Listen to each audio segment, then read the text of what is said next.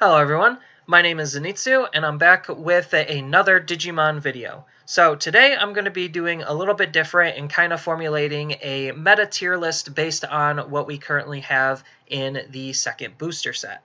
So a lot of people ask the question, what are the best decks? And hopefully this is going to answer what are the best decks and give a quick summary on why those decks are good, or inversely, not good. So, just as a disclaimer, this is my personal opinion based on sheer play and observation, and I'm not necessarily saying in any of these positions one deck is better than another. If it's in that tier, then I rank them all relatively similar to one another. So, starting with tier 1, the tier everyone cares about, we have Shine Greymon. So, Shine Greymon is a control deck that has a great ability to gain good card advantage and has some really powerful removal options. So that's what really makes this deck excel over some of the other decks. Still in tier 1, we have Gallantmon. So Gallantmon is another control style deck with a little bit of offense added on top of it because of, well, just him being in red and his natural ability to have essentially the ability to drop another security on his attack if the opponent has 10 or more cards in their trash. Well, obviously the easiest way of getting cards in their trash is by destroying them.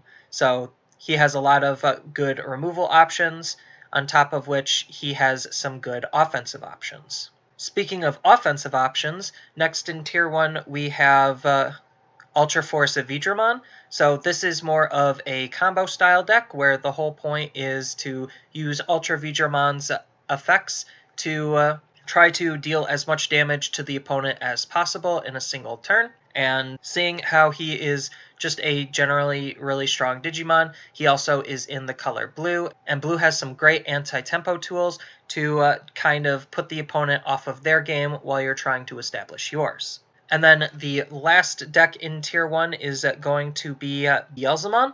So Beelzemon isn't necessarily the key card of the purple deck, but it is a good facilitator for what the purple deck is trying to do, which is be a more mid-range and value and tempo orientated. It has a lot of setups to put your opponent at a huge disadvantage because just how the way purple wants to operate, on top of which purple also has access to Millenniumon, and Millenniumon combos well with the deck in itself, and it's just a very tempo and value orientated deck. Next, as far as tier 2, we have Dioboromon. So Dioboromon is your classic flood style deck where it wants to go wide and hit as hard and as fast as it possibly can. So ideally you want to try to get into Dioboromon as fast as possible to start spawning as many tokens as fast as possible. So that way it becomes overwhelming for the opponent to try to deal with it. Only problem with the Dioboromon deck is the fact that Omnimon's a card, and there are a lot of good blue and red decks that will play Omnimon, and Omnimon just hard counters Dioboromon. Next in tier 2, we have War Greymon in black. So this is a really powerful wall-style deck where the whole idea is to make it so that it's very hard for your opponent to aggro on you, while you slowly chip away at the opponent's security with the reboot mechanic, making it so you could stand your Digimon so that way they could attack, then on the opponent's turn, they'll stand so that they can block.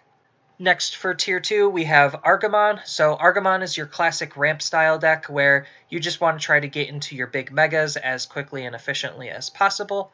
And because you're going into your megas faster than the opponent, that gives you a whole bunch of different play lines to either aggro them out with the megas, or try to control the opponent's board and try to manipulate the opponent's Digimon so that way you could get rid of them. Next for tier 2, we have Rust Tyrannomon. So Rust Tyrannomon is similar to how Argamon is working, except it's not a ramp style deck. It's more of a tempo control deck, where the whole point of the deck is to get into Rust Tyrannomon and then use his ability to attack into the opponent's Digimon to get rid of problematic Digimon and rest the other problematic Digimon to either bypass their blockers so you could attack their security, or rest them just because you want to attack into them. And then the last Tier 2 deck is going to be Metal Garurumon in blue. So this was just the best deck as of the first set, and now with the second set out, it's still looking to be a pretty powerful deck. It's just it didn't get as many good tools that it could fully utilize as it probably would have liked, but nonetheless, it's still just an updated version of the Set 1 deck. And it's still a really, really solid deck as a result. So on to Tier 3, we have War Greymon in red for basically all of the exact same reasons that Metal Garurumon is in Tier 2, where it's a still very solid deck from Set 1, and it definitely got some good upgrades, but those upgrades aren't direct support enough to really push this deck even further, at least not currently. Next up in Tier 3, we have Metal Cedramon. So Metal Cedramon is a pretty interesting deck because it focuses around Metal Cedramon and trying to make him unblockable, so that way you could get at your opponent's security without any problem. And it's kind of using some of the same stuff that Saber Leomon is doing, where it wants the opponent to not have any Digivolution sources, and it's trying to manipulate that. But because it's just trying to manipulate the Digivolution sources, it's not necessarily dealing with a lot of the problems, it's just trying to bypass a lot of the problems. And then lastly for Tier 3, we have Metal Garurumon in purple. So this is more of your classic purple style Rookie Rush deck where you'll have a lot of recursion, and then this will be like the only real mega that you use because he also will continue with the theme of recursion. But you're just playing a go-wide strategy with your rookies, and you don't necessarily care if they die. Next, for Tier 4, we have Hercules Kabuterimon. So this is just trying to do the same thing that Rust-Tyrannomon is doing, just worse, and the updates that it got from the second booster weren't necessarily good enough for it to compete with Rust-Tyrannomon for a higher slot on the tier list. And the same thing it goes for Rosemon with Argamon, where they're just trying to do very similar things.